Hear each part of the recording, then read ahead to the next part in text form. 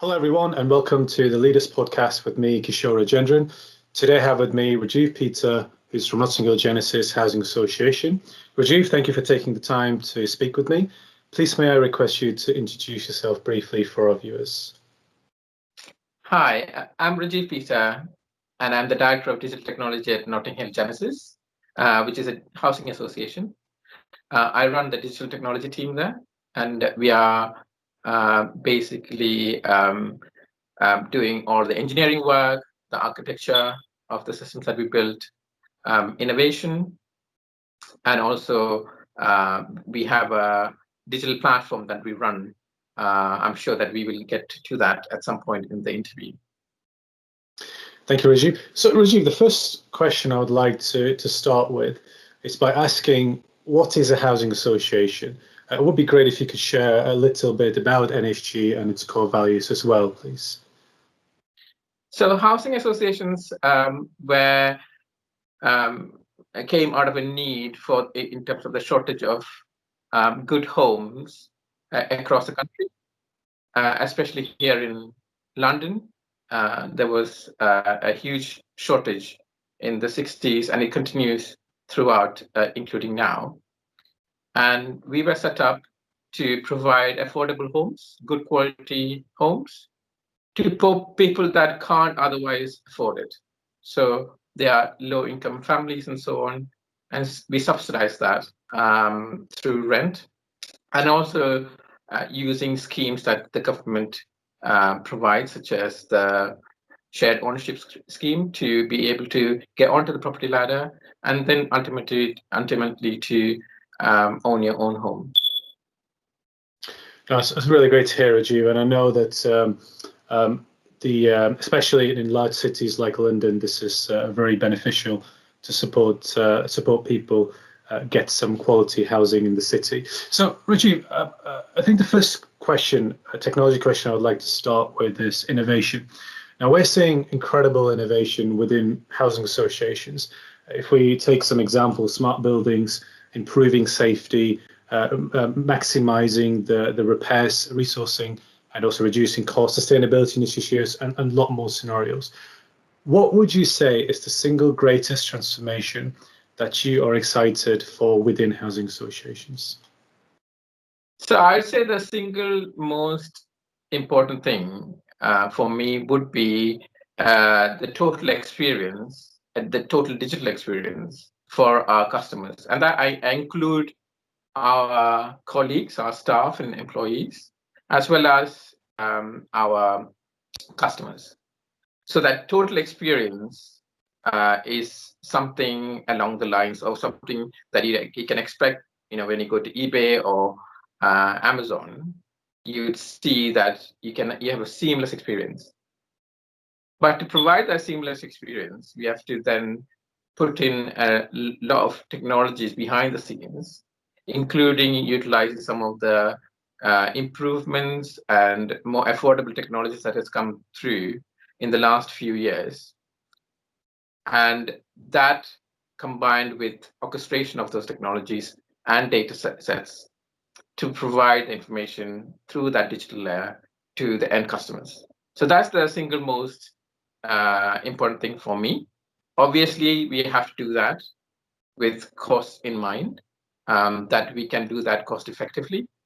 And in the last maybe 6 years, 7 years, affordable software, what I mean is affordable customized solutions, are much more available throughout the core 3 platforms or 3 ecosystems, one of which is yours, and taking that on and customizing that to our need.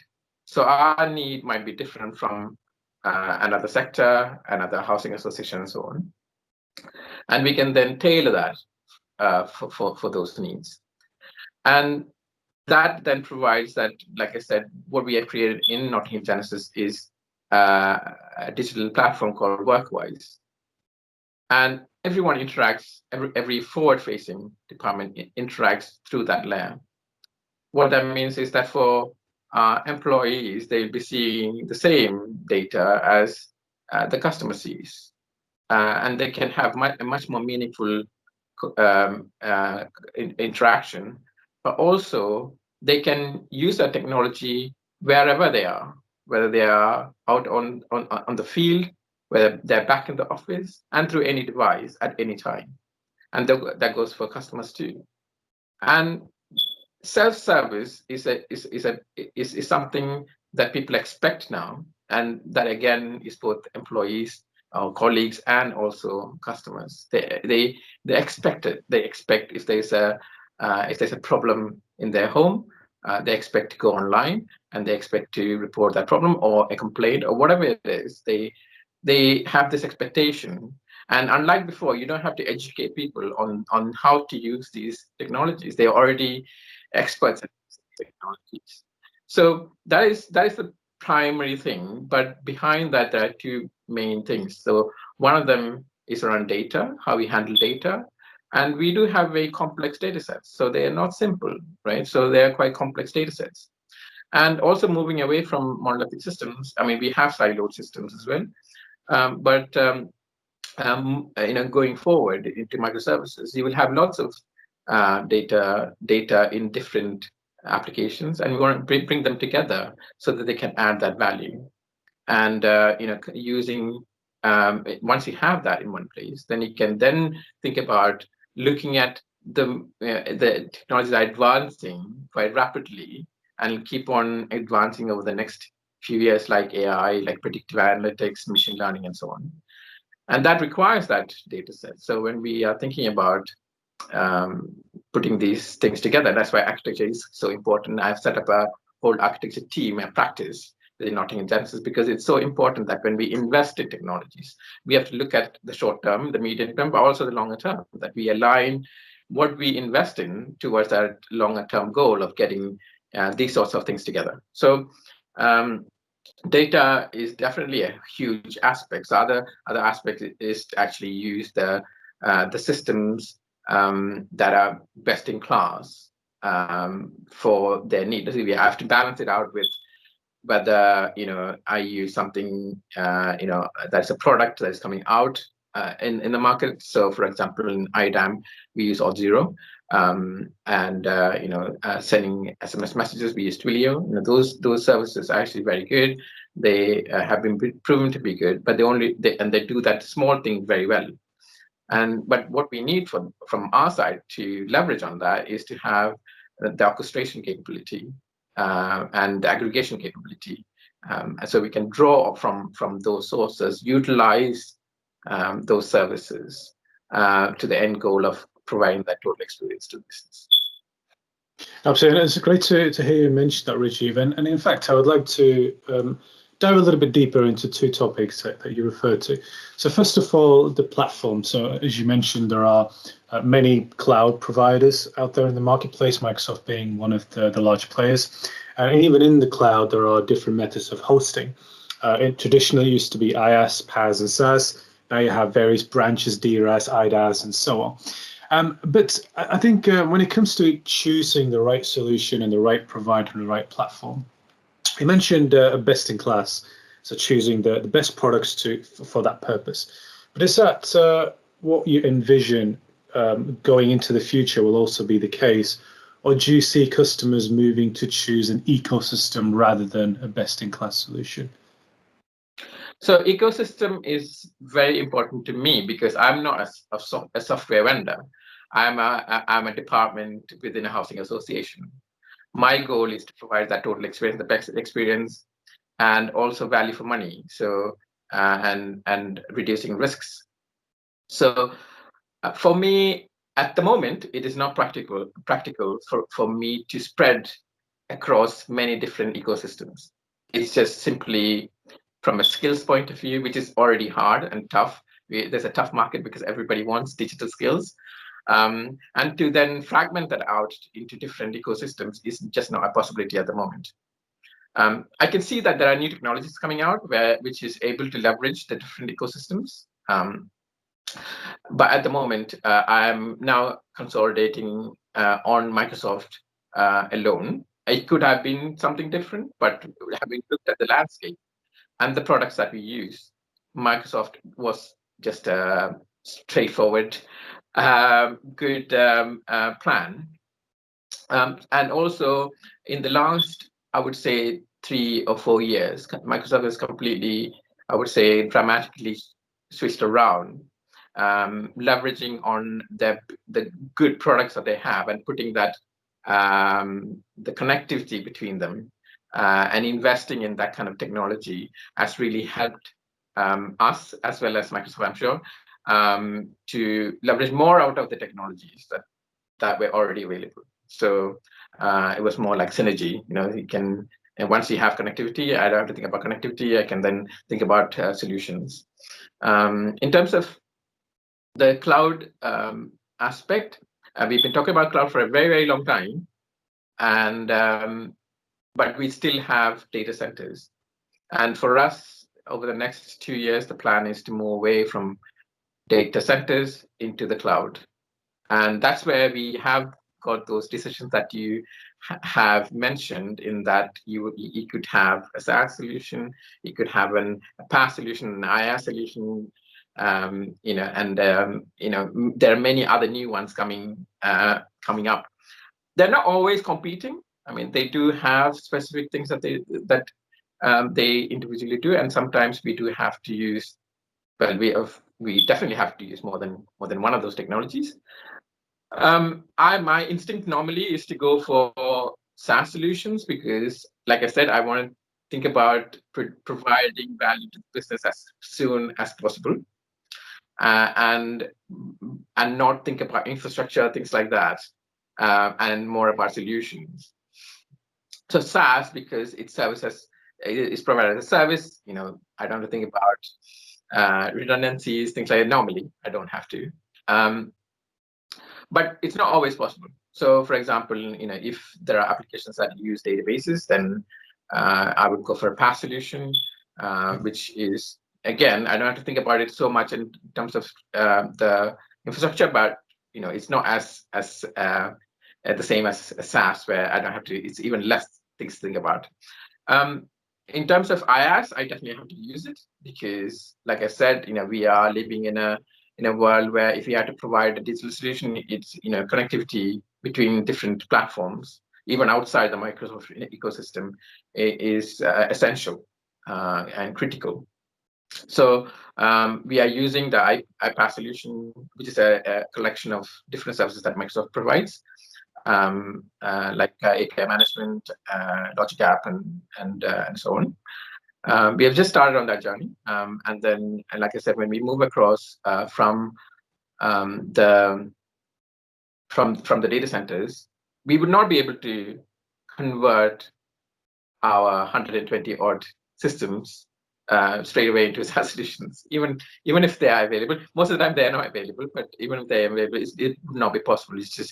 It'll take too long. So we will have to go for VMs and so on. So IaaS kind of thing. So it is kind of spread out. Sometimes not necessarily out of choice, but just because it's the most cost-effective way of doing something, or getting something done within a reasonable time frame. No, absolutely. And typically customers have that multi-year plan in terms of their strategy. So typically IaaS is where customers start off with a little bit of PaaS, especially with databases. And then once they are fully matured in the cloud in an IaaS scenario, they've experienced the ROI, then typically we start moving into a PaaS world and then a more increasingly SaaS world.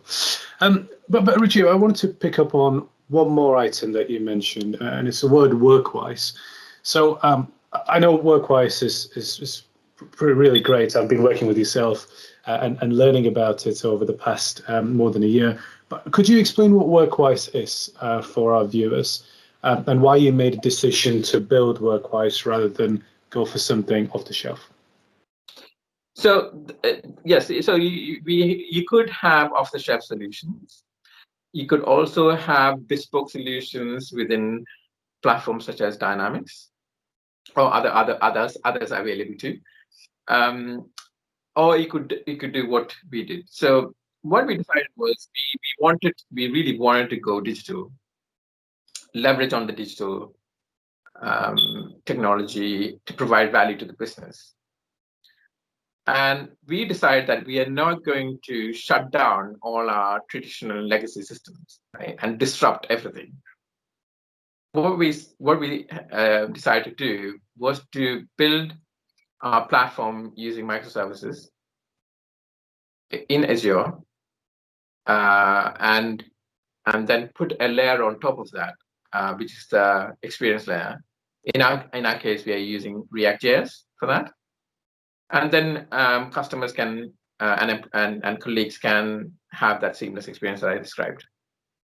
What it does do is, we'll have many different types of systems, like property management systems, finance systems, customer management systems, and so on.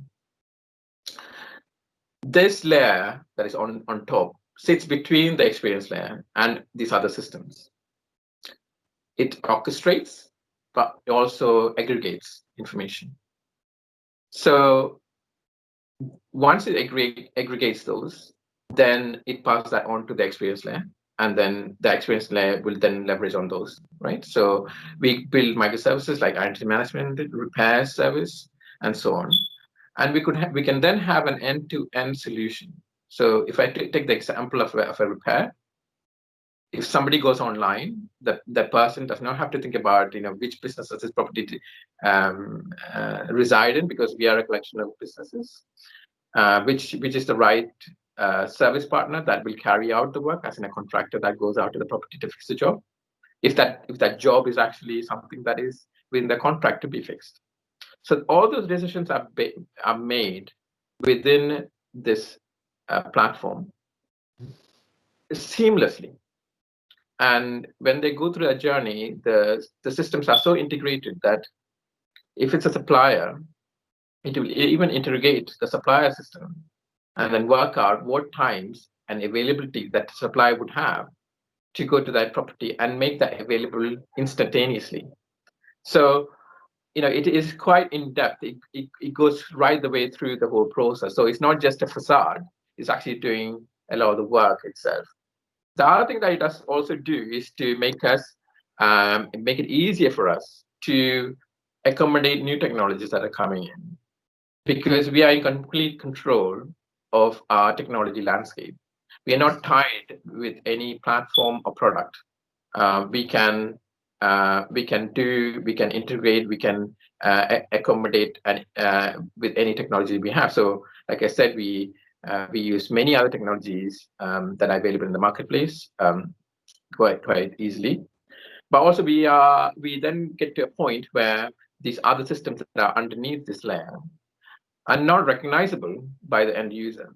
So some of the change aspect in technology is psychological, in that people attach themselves to specific products, and here we are abstracting that, and that is not visible anymore at the extraction layer. So if you swap a particular product, as long as the system in the middle called Workwise receives and sends information in the same way, the end user would not know that has happened. So it gives us a lot more control over our suppliers and the technologies that we want to use in the future.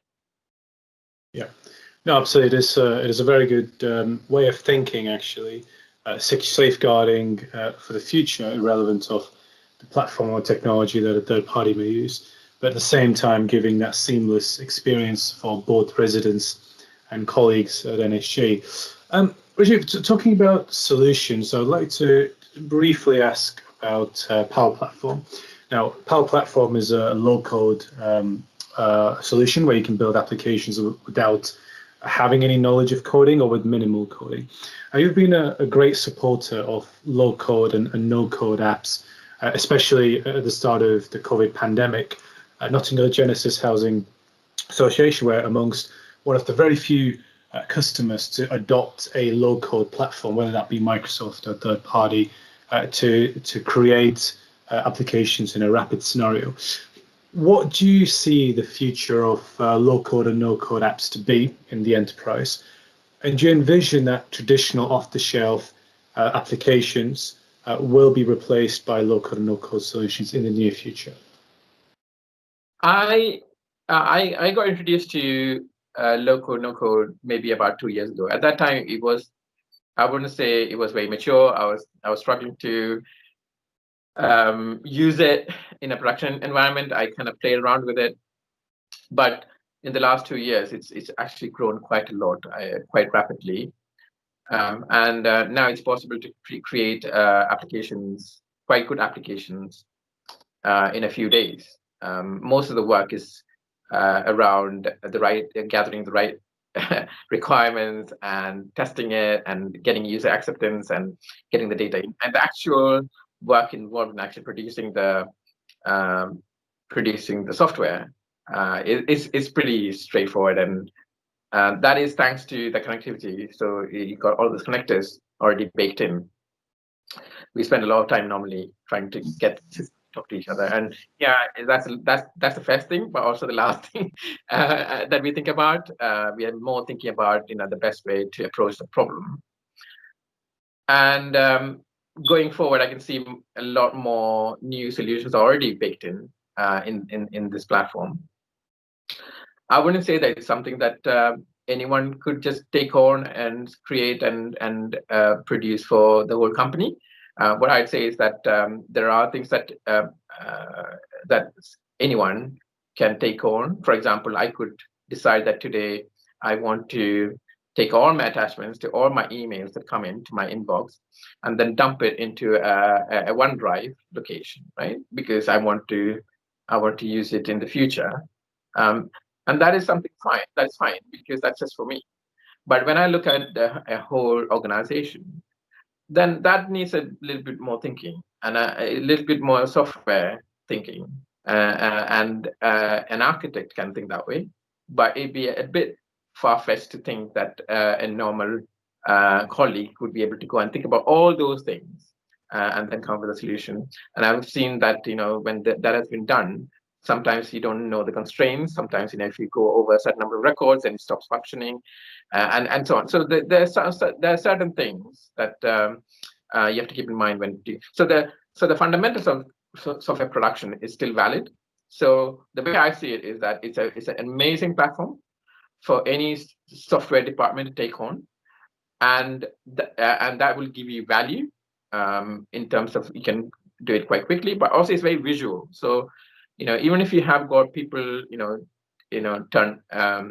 moving and new people coming in, it's quite easy to see what's happening here, and then you can then drill down to see more detail of what's going on. So I would say that going forward, I see that this will be maybe about 50-60% of all code in the future, and I'm already trying to introduce this into our main platform, Workwise. So I'm trying to get that link established so that we can, where it is not necessary for that high-end code, .NET Core and all of the kind of stuff, that kind of people to be involved. There are certain things they need to be involved. There are many other things that they don't need to be involved, where you could use low-code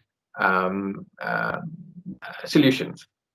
And then the next thing from that would be to then involve the business users, and they could be potential developers in the sense that they could extend that platform. So in a lot of applications, the configuration part is 20-30% of the software. So here you don't have to think about it, because if you have got 1 or 2 people in each department that can be educated a little bit into these platforms, they can then do that job. They can extend that platform. They can do limited number of changes, but those kind of limited number of changes what takes up a lot of the support role after software is produced. So they could take that on, and I think if this kind of trajectory continues, what we have seen in terms of the evolution of these platforms over the next few years, this is going to be very powerful. In that, if you look at virtual assistants and so on, it has evolved now to a point where call center staff can take that on, and they can create new stories and so on, which was not possible before, because you need to have developers involved. But now it can understand language. So no matter how you ask the question, it can understand that it's the same question. But in the future, I see that, for example, progressing that on to be more intelligent than some, a person with limitations, trying to answer a question, because it could then have a huge library or archive of questions and answers and solutions that have been provided to customers before. And that is the real, I mean, in some cases, obviously AI is a lot better than us, because it can cover vast number of quantities of data and process that. So that would be the creating stories by itself in the future would be the next step in that evolution, and that will come. And it's the same thing for pretty much every other technology. No, absolutely, and I think when we talked about the platform, when we talked about Workwise, even in Power Platform as well, one of the key things is that data, right? Because we need to have a data that we can ingest into these solutions, and that data needs to be analyzed in some format, normalized, and then there is an output of that data. That output could either be an application like Power Apps or Workwise, or it could be in the form of a graph using the various solutions out there in the marketplace. But one thing I wanted to focus on data is starting to become one of the key factors fueling innovation. And some people actually call data the next digital currency. And if you look at some of the trading flows, they actually look at data as the next commodity, like gold and crude oil as an example. Now, organizations, cloud providers are picking up on this. If you take a look at Microsoft, there are in excess of 30 different solutions on the Azure platform that is purely focused on data. AWS, again, many solutions that is focused on data, not just data, but also machine learnings and digital twins and so on. What is your view on data, and do you see it being a key driver in that innovation?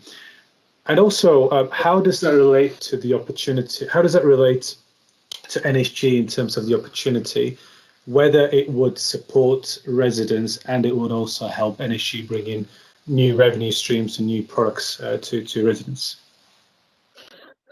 So data is essential for any application, as you know. So without data, it wouldn't make it, it wouldn't work. The difference is that data now, like you said, is really high profile.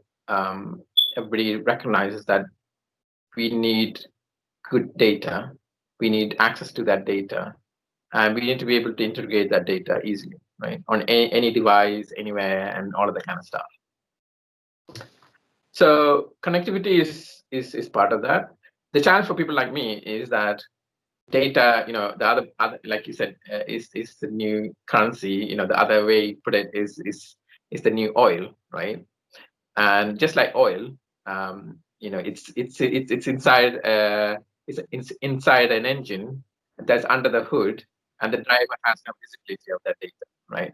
So from a technology point of view, we kind of know what we need to do, but sometimes it's not very easy to explain that to someone that is outside technology. That is a real that's a problem, because it's very complex, and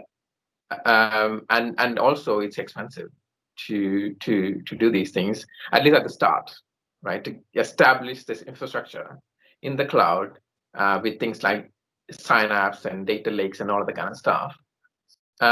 Initially, at least, it's quite hard. So my approach always has been to do pilots and show the business what is possible. Now it's up to the business to then decide whether that's something that is worthwhile doing. So in this case, we had a pilot where we brought data from different systems. I think about 7 systems, and these compliance systems together. Sometimes they're conflicting and all of that kind of stuff, but we got them together, put it into a data lake. We put Power BI on top of that, and we were able to show at a high level the compliance for each of the buildings. Now that is amazing, right? and then so you can see literally like 99% compliant. So you can look at what is the 1% that is now not compliant, right? And you can then easily see that right from the top. So nobody needs to ask someone else to go and get the data and then clean it up and all that kind of stuff. It's all there. You can just go there. The director, the group director, heads of, anyone can see that information and can drill down to the relevant bits of the data that they might be interested in. But obviously that is showing how you can put it into one infrastructure and then show or make that more visual. The other part of that is how do you bring that data together. So we had another pilot to kind of take data from different sources and then connect them up together, bind them together, and then use that. So then when you combine them both together, then you get a full solution, right? The good thing is that you don't have to redo. So if you got 7 in one in the first project and then you got 2 in the second, so you got 9, right? You don't have to redo them because it's already established, right? So you're looking at what are the 10 other ones that you're not done for the next project after that. And when there's a problem, or when data changes, which it does, or the schema changes, we only have to do that once. We don't have to do it many different places, and occasionally and sometimes frequently. You might miss out one, right? So here it's much more standardized, much more organized, and much more visual as well in terms of what is the data. And then once we have them, so what I'm trying to do is to align the projects. So we have business projects. So I don't want to create one project called integration project. We do have an integration project, but it's very limited. But it's not like a massive project. What we are doing is to bring normal projects, business projects, and to see, okay, when this has a data requirement, let's see how we can do this in a way that actually meets the end goal of getting that into this landscape. Once it's in the landscape, it then facilitates the project itself, but also, if you then want to build on that, you can then build on that. Later on, it will actually give us value. I mean, if the business choose to do it or not, that's a different thing. But definitely data is a commodity. I mean, we hold quite valuable information. And we can use that, for example, to help customers. So if there are patterns that you can pick up on, which might mean that some people might need help, we can then be proactive. If the pattern shows us that the power that has been generated in the building is reducing over the last 6 months, then we can maybe be proactive and fix the problem rather than replace the whole unit after a few months. So these are things that would help us, bring more value. Again, like I said, our whole aim is not technology, but our whole aim is to, save pounds and then put that towards building new homes for people that need it most, or providing them a better experience, or reducing the risks when it comes to compliance and things like that. So I think it's a bit of a hard sell, especially when you have got competing products coming in, which might offer value very quickly, but in the longer term might turn out to be a technical debt, in that we then have to regress some of the solutions. So it's very interesting, very big topic, but the good news is that it's got everybody's attention. And we are on track now to deliver on some of those promises. No, absolutely. Rajiv, I just would like to conclude with a final question about early in careers within housing associations. So we have many early in career colleagues across numerous housing associations in the marketplace, ranging from interns, apprentice, and graduates. What advice would you give to an early in career colleague, not just working for Notting Hill Genesis, but across the housing association industry, to have a great start to their careers, and people who aspire to be future leaders such as yourself? So I was in university a really long time ago, At that time, I had to build my own resources, right? So I took, I think, a 386 machine and then converted that into a Linux. It was a Windows machine and converted it to a Linux machine. And then I put, a PHP application on it. And that was the start of my career, was actually provide internet to small companies. So, but what I could do was very limited. I mean, it was basically what I could afford, and within within a small PC, I would try out things, and it was quite hard. And also, even in terms of learning, you had to go through all of the stages. So you have to, in terms of coding and all of the kind of stuff, a little bit dry. I mean, some people really are amazing at it and excel at it and enjoy it. And there are also people like me that are more generalists. They like to see solutions.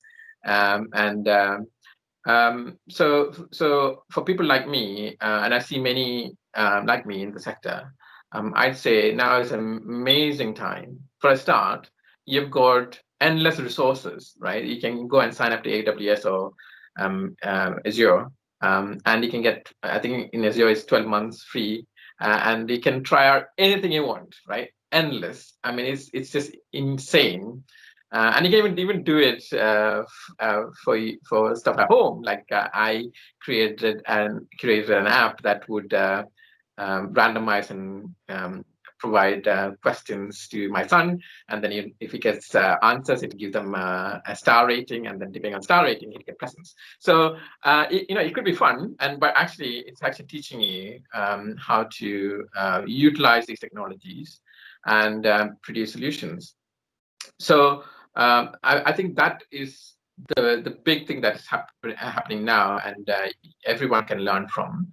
But the one thing that you have to keep in mind is that you need to have a real problem to solve. Don't make up problems that don't exist, right?